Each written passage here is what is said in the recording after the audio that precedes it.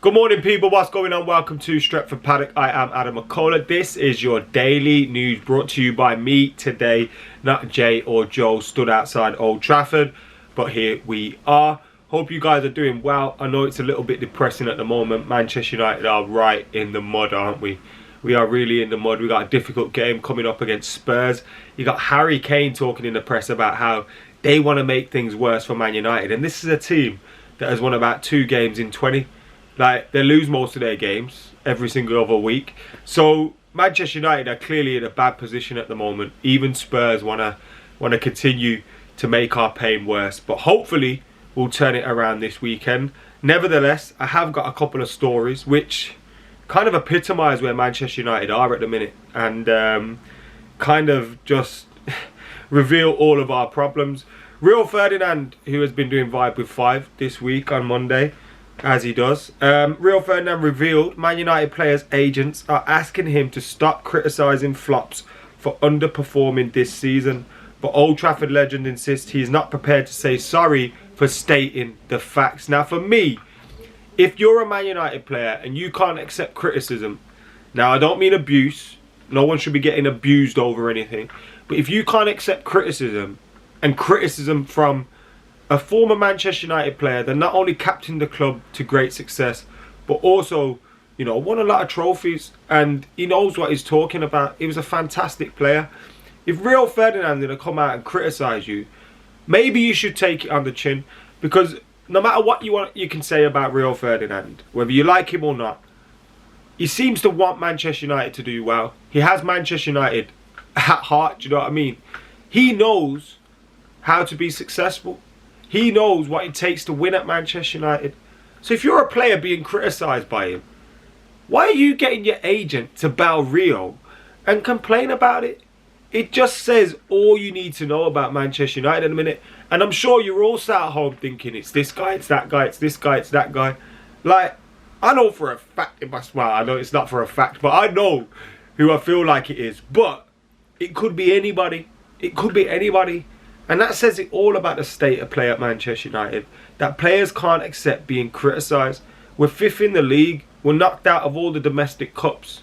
If we're not careful, we'll be out of the Champions League. Yet these players seem to think they shouldn't be criticised. Again, I don't mean abuse them. I mean criticism and fair criticism. And yeah, it just shows you exactly where we are. If these players get criticised by a Man United legend, can't take it, run off whinging to their agent, things aren't going to get much better at United any sooner, are they? Because it shows that they're spineless. They've got no fight about them. The first thing they're going to do is run to the teacher. We don't need that at Man United. We really, really don't need that at Man United. Another thing which kind of epitomises where we are at the minute. We've heard reports this week that Marcus Rashford will be dropped from England. And probably rightly so, considering his form. Although I've seen Southgate make stranger decisions. And when you consider, you know, how good Rashford has been for Southgate over the years, maybe, you know, considering some of the leeways he's given other players, he'd give Marcus Rashford that same leeway. But given Marcus Rashford's form this season, he doesn't deserve to be starting for England. But this has led to apparent, you know, rooms for concern within the Marcus Rashford camp.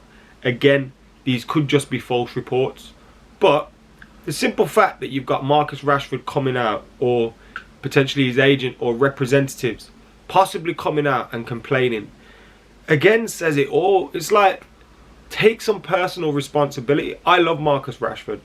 I believe he'll go on to achieve great things at Man United. I don't think he's finished. You know, he scored 2 seasons back to back, 20 goals plus through injury. I'm not writing Marcus Rashford off yet. I think he'll be back to his best at some point. But come on, man. Like, you can't take being criticised. And then you're talking about or releasing statements about possibly leaving if you don't get your England spot.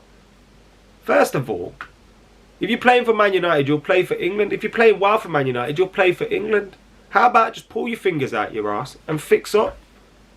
Get your performances back on track. Now, there's a lot of reasons why it may not be working for certain individual players. They might not like Ralph. I don't know, they might not like some of their teammates. But who gives a shit? Man United need to be in the Champions League next season. You know, we need to win games. And ultimately, you're paid by the club to perform. Put your feelings aside and get on with it. Rangnick's not going to be manager next season. But a lot of these players, or half of these players, or whoever, might still be at the club. So you're going to want to be in the Champions League, right? Why would you just jack it in and...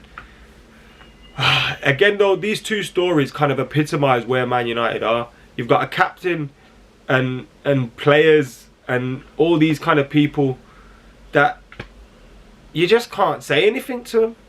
You can't criticise them. You can't, you know, they go for a bad run of form and it's, oh, I need to get out of here. It's like, what is wrong with you, lot?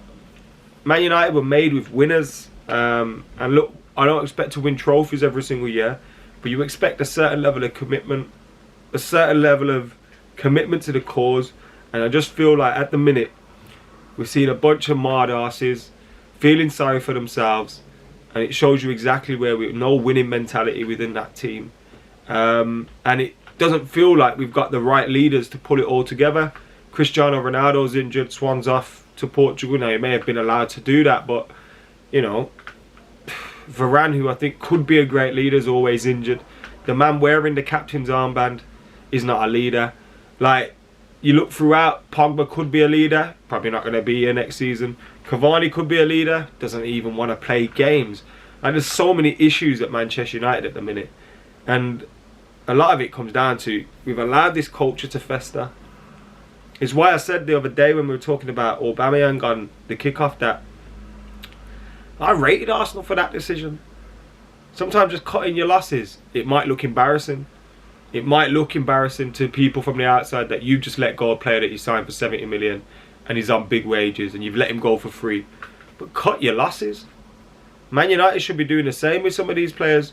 You know what? Just like Aubameyang, one of these players or two of these players might go on somewhere and do well, score a few goals, defend well again or whatever. But ultimately, they've already proven they're not the guys for Man United. And you need to cut your losses on some of them. And some of them are big money signings. Like when I look at that defence, I think I wouldn't want any of you at United next season apart from maybe Varane. Lindelof's been okay, but is he really that good enough? Like, dire state of affairs at Manchester United right now. Let us know your thoughts in the comments below about these stories. Rio Ferdinand criticising the United player, the player's agent calling Rio to complain, and then Marcus Rashford being more worried about his England spot, it seems, than his Man United spot. What happened to club before country? Anyway, guys, get your thoughts in the comments below. Like, comment, share and subscribe to Stretford Paddock. I have been Adam McCullough. I'm out of here.